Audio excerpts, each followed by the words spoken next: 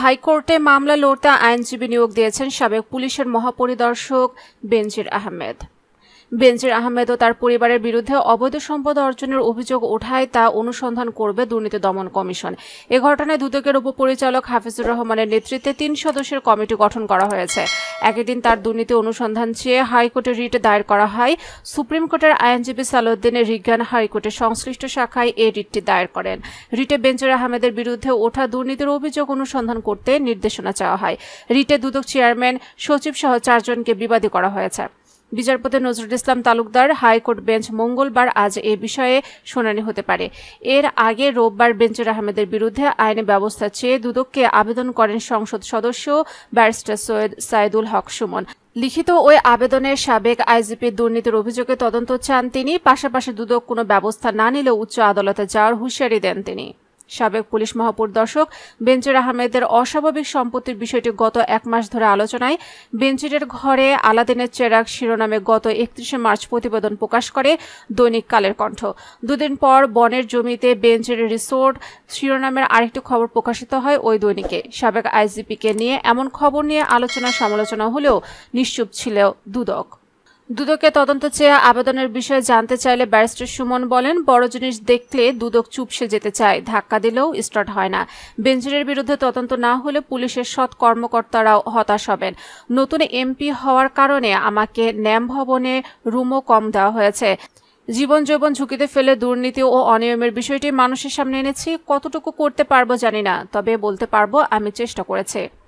দুর্নীতির অভিযোগ ওঠার পর ফেসবুক লাইভে এসে সব অস্বীকার করেন সাবেক আইজিপি। শনিবার সামাজিক যোগাযোগ মাধ্যমে নিজের বিরুদ্ধে ওঠা অভিযোগের বিষয়ে প্রথমবারের মতো ব্যাখ্যা দেন তিনি। এ সময় দুর্নীতির অভিযোগ অসত্য, কাল্পনিক বলে দাবি করেন তিনি। পাশাপাশি অভিযোগ প্রমাণ করতে পারলে সম্পত্তি লিখে দেওয়ার চ্যালেঞ্জ ছুড়ে দেন পুলিশের সাবেক এই প্রভাবশালী কর্মকর্তা। সাবেক আইজিপি বলেন, আমার পরিবার ও আমার নামে অসত্য প্রকাশিত হয়েছে, তিলকে তাল বানিয়ে উপস্থাপন করা হয়েছে। এই সংবাদের সূত্র ধরে অন্যান্য কতিপয় আউটলেট একই রকমের সংবাদ পুনরাবৃত্তিক্রমে পরিবেশন করছে। তবে দেশের মূলধারার প্রিন্ট এবং মিডিয়ায় এই অসত্য, মানহানিকর এবং বিবৃত সংবাদ পরিবেশনেও কোনো আগ্রহ দেখায়নি। এজন্য মূলধারার গণমাধ্যমগুলো সাংবাদিক বন্ধুগণের প্রতি আমি এবং আমার পরিবারের অনেক অনেক কৃতজ্ঞতা। তাদের পারিবারিক ব্যবসা 2014 সালে প্রতিষ্ঠিত হয় উল্লেখ করে বেনজির আহমেদ বলেন, বিগত 10 বছর ধরে আমাদের পারিবারিক ব্যবসা প্রকাশ্যে এবং সর্বসম্মুখে পরিচালিত হয়ে আসছে। এখানে গোপন বা আড়াল করার কোনো সুযোগ নেই। ঢাকার কাছে বিঘার পর বিঘা কোনো জমি নেই। পূর্বাচলে 40 কাঠা জমির উপর ডুপ্লেক্স বাড়ি নেই। পূর্বাচলে সেই কথিত ডুপ্লেক্স বাড়ির পাশে একই জায়গায় আরও 10 বিঘা জমিও নেই। তিনি বলেন, মগবাজার কেন, রমনা, সিদ্ধেশ্বরী এর আশেপাশে আমাদের ফ্ল্যাট বা অ্যাপার্টমেন্ট কিছুই নেই। আনন্দ হাউজিংয়ে একটি প্লট বুকিং দেই এবং কিস্তির মাধ্যমে ধীরে ধীরে এই টাকা পরিশোধ করি।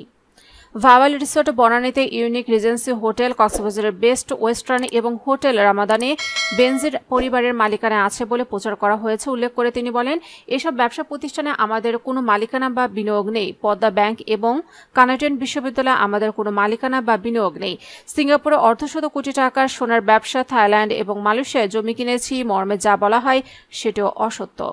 ব্যারিস্টার সুমনের দেয়া চিঠির বিষয়ে দুদক আইনজীবী খুরশিদ আলম খানের মতে, সুমনের আবেদন ও সাবেক আইজিপির বিরুদ্ধে ওঠা অভিযোগ যাচাই করে সিদ্ধান্ত নেবে কমিশন। এক্ষেত্রে ব্যক্তি কোনো মুখ্য বিষয় নয়। তবে গত 8 এপ্রিল এই বিষয়ে তিনি বলেছিলেন, পত্রপত্রিকায় যে তথ্যপত্র রয়েছে সেগুলো বিশ্লেষণ করে সত্যতা যাচাই করতে হবে। দুদক জিন পরি নয়, আসলো আর ফু দিয়ে দিলাম, আমাদের অপেক্ষা করতে হবে।